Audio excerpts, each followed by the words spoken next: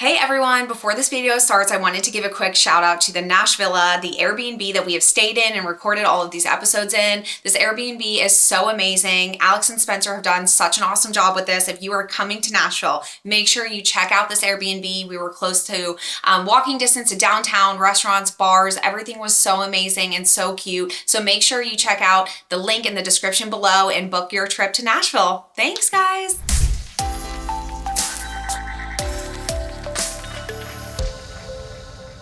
Hey guys, welcome back to Beauty School Bobbi. Today we are here in Nashville, Tennessee, and I'm so excited to be with Gina Micheletti, owner of SLAY BAE Beauty Company. We have so much to talk to her about, so welcome to the show. Thanks for having me.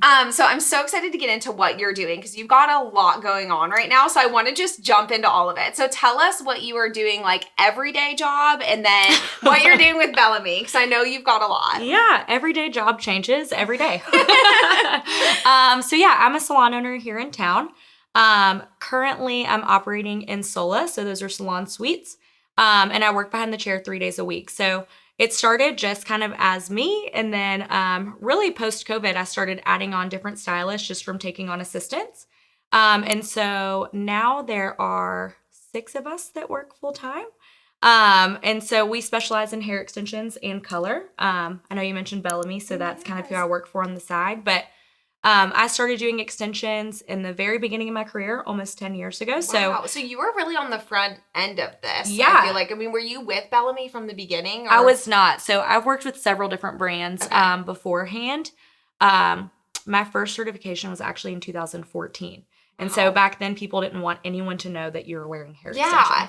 So I was now when we meet people, we're like, we got hair, we have hair look in. at your like, hair extensions. I know. Yeah, let me see what method you have in. So yeah, I really did start at the beginning, which has really been why my business has experienced so much success, because I've been able to really learn all the mistakes before it got popular, essentially. So I'm in the salon 3 days a week. And we actually are starting a build out on a new salon. So I'm in the architecture, like drawing phase. But we're hoping to start construction. I always say we. It's me. You're hoping to start. I'm hoping to start construction in the next month to month and a half, and then we're looking to open spring, summer. So yeah, and so you'll be taking about 6 to 7 stylists with you when you go. So that'll kind of be the starting point. How many stations are planned to be in there? I'm starting with 10. Okay. And we've kind of been drawing to figure out expansion because I'm going to be in this spot for 7 years, and so I'm like, okay, making sure I can fit a little bit more if I need to.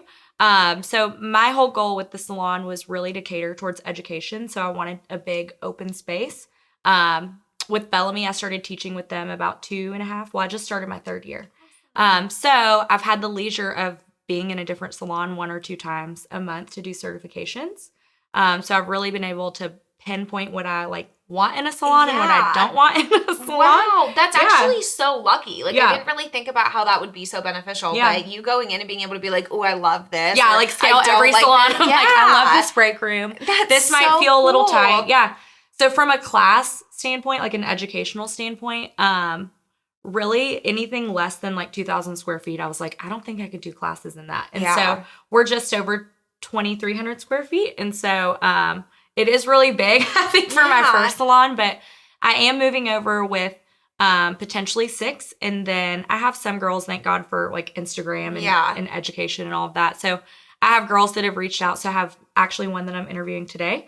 And then a couple more that I'll talk to in the upcoming months that might transition over with us. Yeah. Now, you had mentioned COVID brought on some other people for you. So what do you think, what happened with that? How did they, I don't know. I know salons changed a lot during that time. Salons are changing so much over the country right now, and people are going into more of a situation of the sweet situation that you're in. But what do you think kind of pushed that, or what was it? I got super lucky with COVID. So, not because of COVID, but the fact that my business actually grew over 50% after. Wow. So I don't know if people just wanted to look beautiful after, and so they started going to the salon more. But I'd had assistants prior, and I think it was right before COVID that I really started thinking maybe I should add on an assistant. So I started in probably 2008. It was summer of 2018 that I really started SLAY BAE. And so it was just me, and I was in one chair, tiny. My salon chair would literally rotate to my shampoo bowl and then I would lean people back. So there like wasn't even a separate shampoo bowl. Yeah. But I started getting really busy. Like I was getting a lot of inquiries and starting to book out pretty far. So in my head, the only next step was to get into a bigger suite and then hire on someone to help. Yeah. And so at that point, it was probably 2019 that I hired my first assistant. It was actually a client of mine. And she had done hair back in Maryland and had been out of the industry for like 3 years. And she was like, I just kind of want to learn how to do hair again. And I was like, well, hey, I have no idea how to use an assistant because I do extensions. And it's always like no one ever knows it as an extensionist, like how to utilize an assistant. Right. So I was like, so if you could be my guinea pig as far as like me learning how to do that, I'm happy to teach you everything that I know. Yeah. So she actually moved to Florida. But once I started adding on assistants, for me, I just really love stylists. I love watching them flourish, and I love teaching them that they can make a lot of money in this industry and live like the best, like work the best job and have fun behind the chair. And so it started feeling weird for me to have these people as assistants and then be like, okay, bye. Like I wanted to bring them in. And so I guess the only next step was to keep growing. So I went from a double suite, and then I had Sola build me out a triple suite. And so they basically just like left a wall out of a double and a large. Then I added a fourth station in there, and then I added another double suite. And so the next step was just like, all right, Gina, you've got to get a building. Yeah. Like, you can't just buy up all the suites in Sola. So that's where I'm at now. How was your experience with bringing on that assistant for the first time? It was actually not bad. I had known her prior, so it wasn't bad. I mean, there's definitely been like learning curves. As far as like the situation I'm in, it's a lot more lax because it's pretty much one-on-one. And so there isn't a lot you can do. Like I remember when I assisted, it was amazing, but I was like answering phones, doing towels for the whole salon, like all of, like paying my dues essentially. They almost get spoiled working for me because it's like, we don't really have a phone. Like, you know, there's towels just for the day. So it's definitely going to be a learning curve taking assistants into a bigger salon because there's going to be more to do.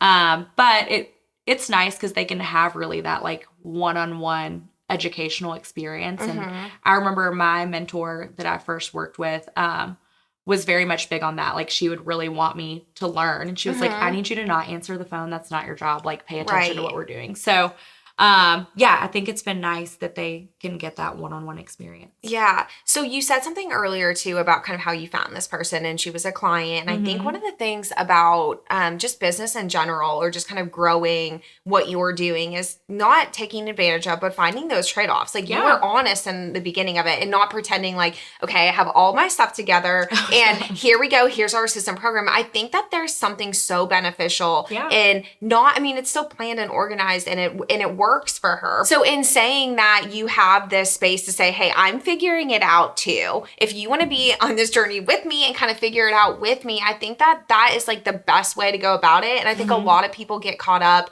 especially early on in their career, thinking that they need to know everything instead of just being open to saying like, hey, I'm at this next step. And it sounds like what you've done is so cool because it kind of seems like you're like, okay, now I need this. Now I need this. It's not so much this like huge plan of like, it's not like 10 years ago, you're like, okay, I want this salon to look like this. Like that is all changed through the way that your career has changed. And and I'm still, it's funny because like, as I've continued to expand, I'm still doing that. And so now I don't like the future is really unknown. Like I don't even have walls. So like, I don't know.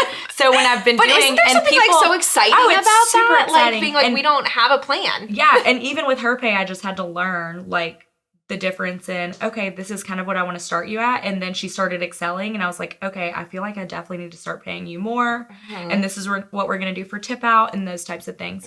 But yeah, even now I have assistants, like I was saying, Instagram is literally like free marketing. And so I think since my Instagram is so heavily focused on education, it is, what's the word I'm looking for? Intriguing to people coming out of school, like young stylists or stylists that want to learn more. They can kind of get a glimpse on Instagram of what I'm doing in the salon every day and the tips and tricks that I have. So they want to actually come and work for me. So I've been lucky in that sense.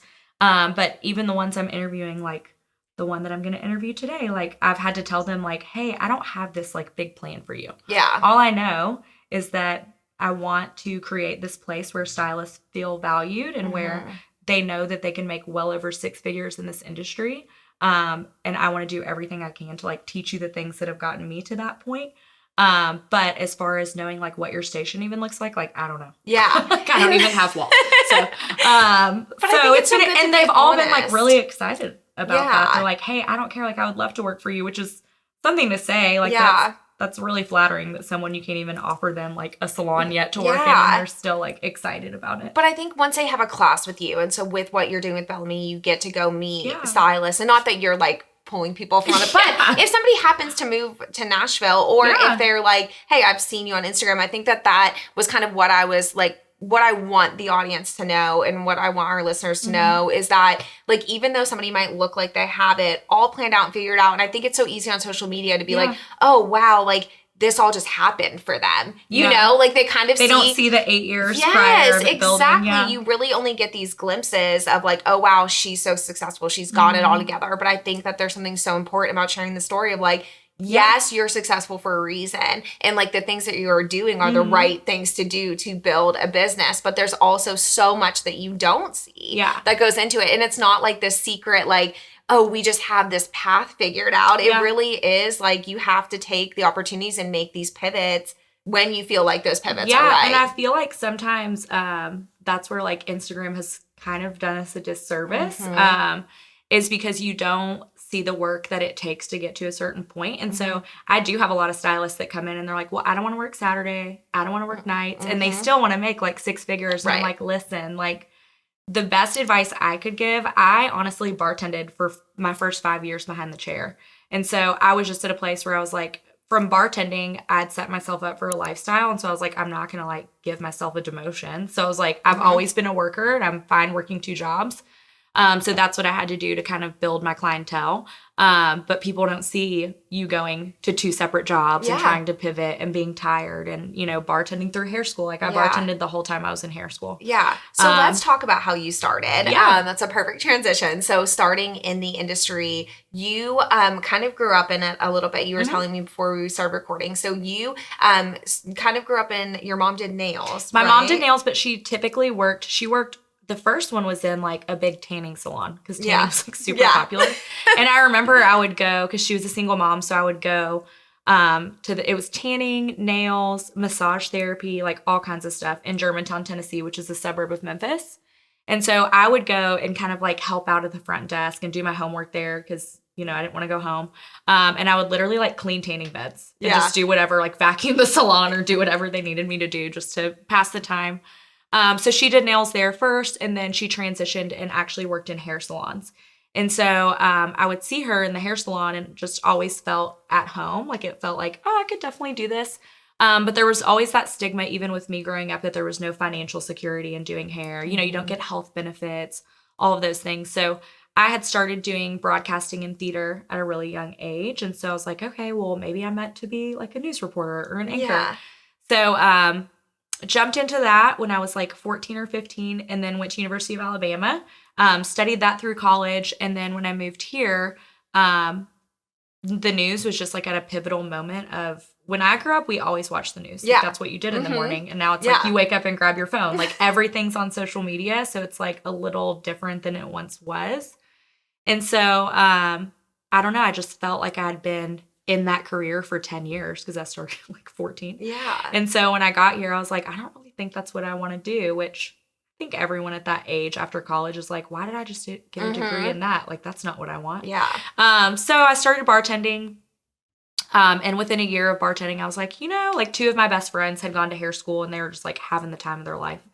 And I really think that going to college prepared me to understand the business side and like the marketing and the money side. And I took it a lot more serious because I was in my late 20s. I wasn't like 18 when I went. And so I kind of was like, all right, this is it. Like, I'm going to make this a career. So went to hair school and then started assisting right out of hair school. But I stayed behind the bar for 5 years just because I was like building a lot of clientele there. Yeah. And again, didn't want to make less than what I was used to making behind the bar. So I was like, until I get to a point where I'm making this amount of money, like, I'm just going to stay.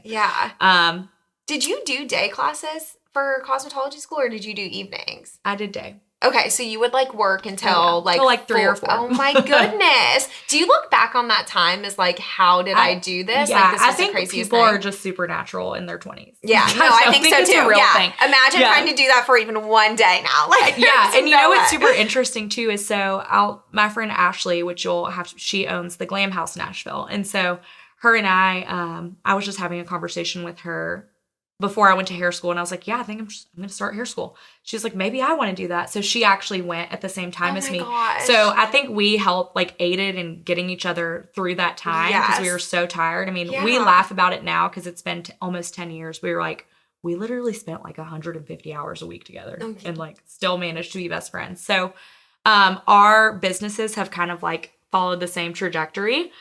Which is funny. Cool. She actually went into microblading. So she opened her own business, brick and mortar in January. And it just literally coincidentally happens to be across the street from where mine is. No way. So we went through like our businesses kind of took off at the same point. And so now she can like open her door and be like, hey, across the street. That is so cool. But we always laugh. We're like, we feel so old now because we're like, I can't even stay up past like 9 p.m. Yeah. Like, how do we do that? So. I know, but you're right. I think in your 20s, you kind of have that, but that's still like not an easy thing to do. Mm-hmm. And like you said, I think that you clearly, like just in talking to you knowing you for 1 hour, like you clearly are just somebody that is like, I'm going to make this happen no matter what it takes. There's just like not another option. Yes. Yeah. I love that. And that's so special. And I think that is why you have the success that you have, but we call it Beauty School Besties. I love that you guys are like across the street. And I know we've already said this, but we definitely want to come back when you open. Yeah. So that we can be a part of the grand opening and show off kind of what you've done. So it'll be really fun to do a follow-up, and we'll get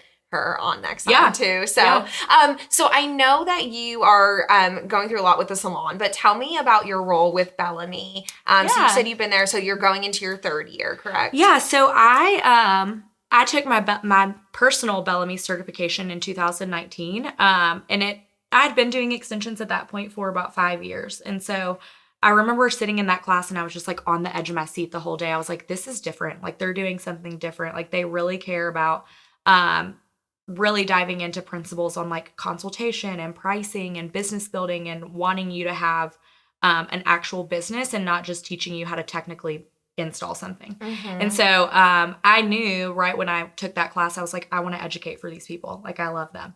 And so I did apply and I ended up getting picked as an educator, which was super cool. I mean, when we went to our first like training summit, I remember them standing up and saying that they picked 14 out of like over 1,000 applicants. And I was like, what? Wow. Like, I didn't even know I was that good at extensions, but okay. So it's made me such a better extensionist working for them. But I just entered my 3rd year as a regional educator. So my territory is pretty much Nashville and surrounding areas, but I've been lucky because they've flown me. I've done Miami, I've done Vegas, I do Chicago all the time because it's only an hour flight. So it's been really, really fun to just network with different stylists and salon owners all over the country. Yeah.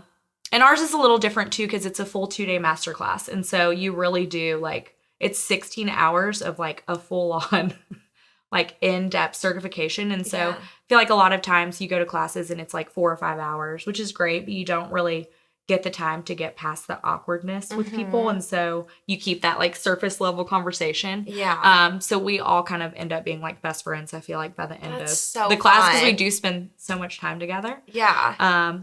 And yeah, from a salon owner perspective, it's been really great to be able to bring the elevated type educational experience into my salon for my stylist to teach them like, hey, this works. Like for me, I was doing probably like 60 to 80,000 in revenue. And now I'm doing like 300,000 a year in revenue. And it's just because I've been able to take the principles that they taught and put them into practice. So I think a lot of people wouldn't even believe that. Like, I think that there's so many people that don't understand it's crazy the possibility that doing this as a career, like, can actually make and we're already like, we looked because I hired on an accountant because I just can't keep up. Yeah.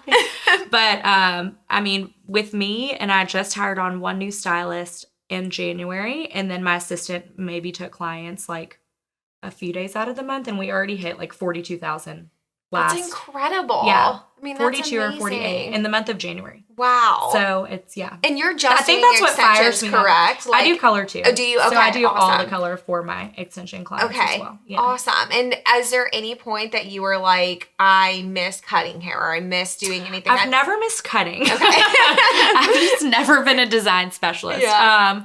I do like styling, but I think extensions is definitely my thing. I do love coloring too. Like, weirdly enough, I love redheads. So I have a lot of clients that are redheads. Okay. That was something that I just stumbled upon, and then lots of blondes too. Well, so. I think you've done so good about really like focusing your craft. And I think that as the industry is changing and as things are changing in salons, I know that there used to be a lot of specialized salons. You either cut or you color, right? Like that was like back in the old days. Now I think it's so much of being like you said, like redheads, blondes, like whatever. Yeah, like those are like my little niches. Yeah, I for sure preach all the time, like find your specialty. Because that's what I did. And I think that a lot of times when you go to a salon, you're almost expected to be good at everything. And it can be a big worth crusher when you're not good at something. Yeah, and definitely. So it can kind of make you question like, well, should I be doing hair? Like, I don't really know how to cut hair very well. So I don't know if I should find a different career path when realistically there's so many different services within our industry that it's like, why not just specialize in one? And I feel like that's where you can really start to maximize and like capitalize on profit when you're actually specializing on one particular service. And I was gonna say, I think because of this changing, you know, we have a lot of people that will either be like, okay, just do lashes, I just do makeup, I mean, like you said, there's so many different things you can do. You're kind of proof that there is longevity in this, because that's a thing that I think we're still kind of waiting to see. Like, what does this look like 10 years down the road, 15 years down the road for people that are a little more specialized compared to what used to be? You would go in and everybody did a little bit of everything. But I think what's changing too, and I know we talked like we're the same age, and so we're getting to a point where like I go to this person for Botox, this person for this. Yeah, and I just shoot all their contacts when someone needs it. Yes, like, exactly. Like we all have our people. And I think it'll be interesting to see whether that continues, or if it is going to go back to more of the like you offer everything. I mean, I like the idea of like the specialized. Yes, and just getting really good at the thing that you love. Are there any days ever that you were like, I am so sick of doing extensions? Not when I see my paycheck. No, there's definite days, and I don't think it's necessarily extensions. There's just days that I'm like, I just want to go home. Yeah. But yeah, you can't be on every single day. Right. There are days that I end up just doing color, and I'm like, okay, that was like a good little break. But I love the transformation that happens with extensions. I feel like it's one of the only services within the hair world that is super luxury that you can see such a big transformation, and you can really see confidence happen very quickly. Yeah. Like I will always have one row in now. Yeah. Like I had to, and it was just like for summer and stuff. Yeah. But I'm like, you know what? One is perfect for me. I found my fit, and I think that that's, you know, I think now I will just like always have it. Right now. Really? That's your real hair? Oh my gosh. This is mine. I took it out for a bit, just not even for a break. I just don't really have time. Yeah. And so when I took them out, I was switching from like tape ins to a weft, and then I was like, I don't have to, like, we ordered my weft, we just have to put it back in yet. So it's just sitting there waiting for you. Yeah. I think it's really cool though that you do get to mix up your week, and we were talking about like which days you travel, and like now adding on salon owner. I really think it'll be interesting to follow you to see crazy. Will you be able to, like, are you going to be stepping back to take on a day that, like, I know this will all kind of just happen, and it might be different from the year, you know, like the day it's always just pivoting to figure out what can fit in the week. But I think launching the virtual program that Bellamy's launched has helped a little bit with like me getting through the build out as well, because I'm not traveling as much to teach in person. And so the virtual classes are only one day. And so and I do it from home.